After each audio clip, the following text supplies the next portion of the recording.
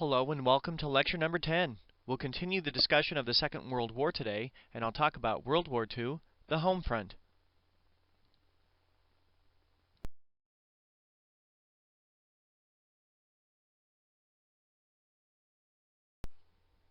There are two overriding concepts this lecture will address overall.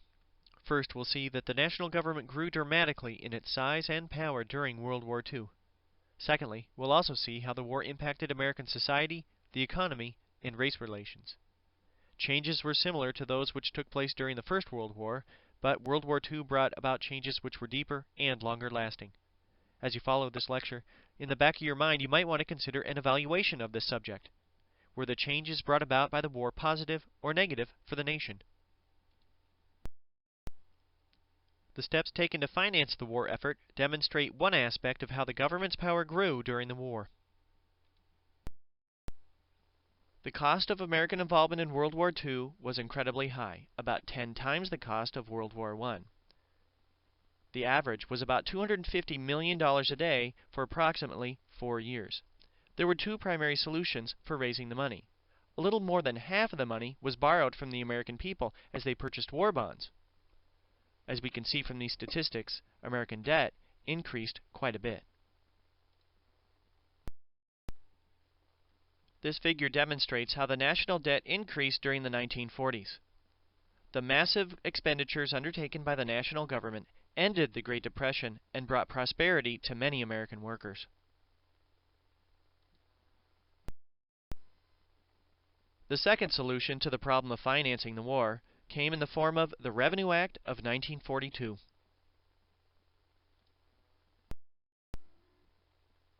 The Revenue Act transformed the way the American people were taxed. Among other things, it implemented withholding taxes so that tax revenues were taken out of people's paychecks when they received them each week.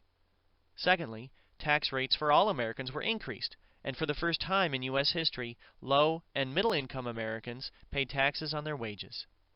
By 1945, the national government took in 20 times the revenue it had generated in 1940. This clearly shows the growing power of the national government. Several agencies were formed during the war as the government began to control more aspects of people's lives and the economy. This figure demonstrates the increasing number of American civilians working for the federal government during the 1940s. They worked in a variety of new agencies. I'd like to talk about 3. The first of these agencies is the War Productions Board. It was headed by Don Nelson, the former head of Sears and Roebuck Company. The job of the War Productions Board was to oversee the conversion of the U.S. economy from producing civilian to military supplies. There are a variety of industries which could be used as an example, but possibly the best example would be the automobile industry, which stopped producing cars for American consumers in February of 1942. The War Productions Board was incredibly successful, and by late 1942, the United States produced more military goods than Germany, Italy, and Japan combined. There are many examples of how the auto industry mobilized during World War II. Chrysler specialized in tanks. Some statistics below demonstrate the success of Chrysler's activities. Overall, the United States built at least 50,000 tanks during the war. Ford specialized in producing Jeeps and planes. At its Willow Run facility, a long assembly line, about 1 mile in length and a quarter-mile wide, was so efficient by the end of the war that one completed plane left the assembly line about every 63 minutes. Many regions of the West experienced economic growth during and after World War II due to the defense contracts awarded by the War Productions Board. This is shown in this photograph of a Boeing assembly plant in the Seattle area. Another agency created during the war was the Office of Price Administration. It was in charge of rationing and establishing price controls. Their slogan was, "Use it up, wear it out, make it do, or do without." During the war, families were issued ration books. In order to purchase a variety of goods, not only did they have to have the money for the item, they also had to give a ration ticket to the grocer in order to obtain those products. A variety of goods had to be purchased in this way. A partial list is included below. In order to cut down on consumption of gasoline and wear and tear on tires, a national speed limit was implemented during World War II. Do you know what it was? 35 miles an hour. Another government agency was the Office of Censorship. This was designed to promote patriotism and manage public opinion. There were a variety of activities of this group. First of all, they examined letters going to servicemen overseas. Secondly, a year passed before casualty figures were reported from the Japanese attack on Pearl Harbor. Also, the publication of photos of American war dead were prohibited until 1943. Following concerns that the public was becoming overconfident during the war, the media was encouraged to publicize accounts of Japanese atrocities against American soldiers. So what we've seen with the creation of these government agencies is a tremendous growth in the size and power of the national government. World War II also impacted American society and the economy. An initial trait to consider would be patriotism. One area where we see tremendous patriotism would deal with the American military. In 1941, the U.S. Armed Forces numbered 1.6 million. By 1945, there were 15 million men and 350,000 women in the armed forces. On the left and right, these posters show images used for recruitment.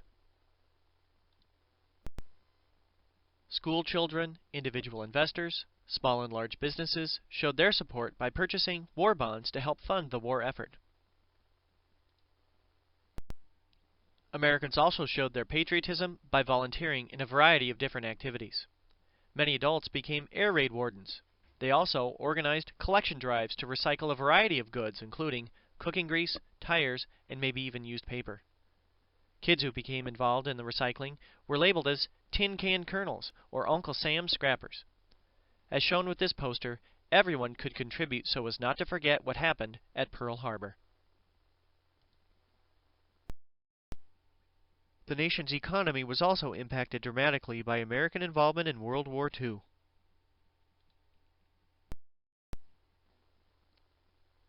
I think these figures show the tremendous economic boom which took place in the United States with the tremendous expenditures by the national government in defense industries.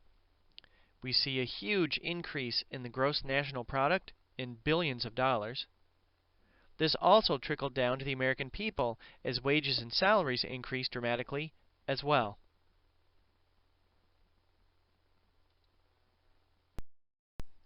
Overall, average wages for all workers more than doubled during the war.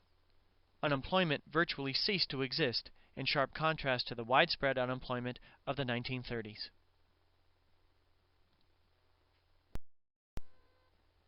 The economic boom impacted demographic patterns in the United States. An effort was undertaken by the national government to expand the industrial base to new regions of the country, so states like California, as shown in this map, saw its population increase dramatically as companies received many defense contracts from that state.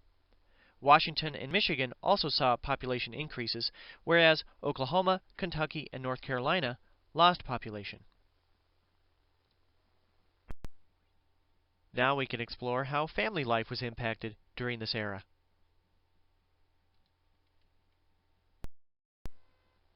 Women's roles were impacted dramatically by World War II.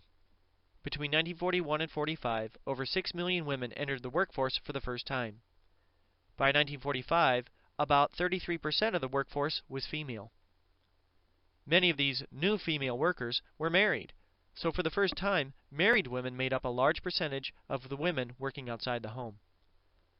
Women continued to be responsible for traditional chores such as cooking, cleaning, and caring for children.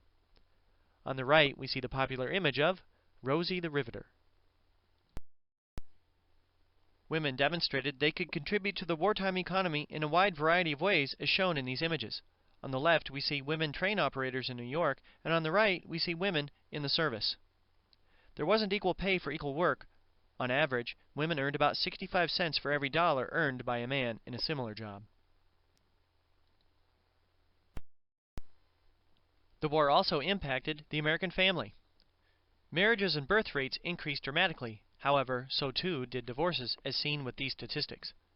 High school enrollments dropped as many teenagers worked in defense plants, and rates of juvenile delinquency increased fivefold, prompting some to argue there was a crisis involving the American family and a breakdown in traditional family values. American involvement in the war also impacted race relations throughout the country. Native Americans played a unique role in the war effort. About 25,000 served in the armed forces. Many Navajo specialized as code talkers, as they were employed at times to speak their native language to relay messages. The Navajo code was never broken by the Japanese. Many Native Americans left reservations, in some cases for the first time, to work in different defense-related industries. The average income of Native American households tripled during the war. We see a photograph here of the Tuskegee Airmen. This was the first ever African American aerial fighting unit. Overall, about 1 million black Americans served in the armed forces. Most served in segregated units under white officers. African Americans on the home front were also impacted by World War II. Over 700,000 blacks left the South for northern and western cities in hopes of getting jobs in defense industries. This was the map that I showed earlier showing the changing demographic patterns in the country. Well, African Americans influenced this as well. Seattle's black population went from 4 to 40,000 during the war, and the number of African Americans in Detroit increased by nearly 50,000. Wages for African American laborers did increase during the war, nearly fourfold. Many hoped to leave discrimination and Jim Crow laws behind as they searched for new economic opportunities, but racial tension did develop in some areas of the country for a variety of reasons. Some people were upset in general over lack of housing caused by the war. In other cases, blacks grew tired of facing discrimination, while whites resisted racial equality. Racial violence took place in several cities in the United States, including Harlem, Mobile, and Beaumont, Texas, but the largest took place in the city of Detroit in 1943. In the end, 25 blacks and 9 whites were killed. Below are hyperlinks to more background information as well as images associated with the Detroit race riots. Hispanics were also impacted by World War II. During the war, the United States negotiated the Bracero program to help with labor shortages in the agriculture industry. American farmers became dependent upon the work of Bracero laborers and often encouraged illegal immigration during and after World War II. Racial tension was demonstrated by the so-called Zoot Suit riots in 1943, which left about 100 people injured in Los Angeles. For more information, click on the hyperlink below. Following the attacks on Pearl Harbor by the Japanese Navy, many Americans feared another attack and blamed members of the Japanese American community. Some called for the incarceration of all those of Japanese heritage living in the United States. Internment of the Japanese became reality in early 1942 when Franklin Roosevelt signed Executive Order No. 9066. This required about 110,000 Japanese Americans living on the West Coast to be relocated into what were called internment camps. 2/3 of those who were interned were American citizens. Later, as the hysteria subsided, about 18,000 men served in the U.S. military. This was the 442nd Combat Team. An entirely segregated unit made up of Japanese Americans was the most decorated unit in the military during the Second World War. Conditions in the internment camps were far from ideal, but these were not concentration camps which led to the Holocaust, as is shown with the picture here from Germany. Hitler's final solution led to the deaths of 6 million Jews. Several million others fell victim to the Holocaust, including many gypsies, communists, homosexuals, and others. In 1944, the Supreme Court upheld the internment of the Japanese. However, by the 1980s, attitudes had changed. This was seen when a government commission in 1982 officially apologized for the government's actions. In 1988, Congress voted to compensate each surviving internee with a one-time payment of $20,000. This concludes the core of the lecture material for World War II, the home front. However, there are some important concepts which can now be reviewed. Overall, the United States was impacted greatly by its involvement in the Second World War. We see this in the growth in the size and power of the national government, and the economy, society, and race relations were impacted tremendously as well. Hopefully, you can come to your own conclusion as to whether or not you think these changes were positive or negative for the nation. Well, this concludes lecture number 10, World War II, the Home Front. The next few slides will offer hyperlinks for additional information, as well as sources used for this lecture. Have a great day.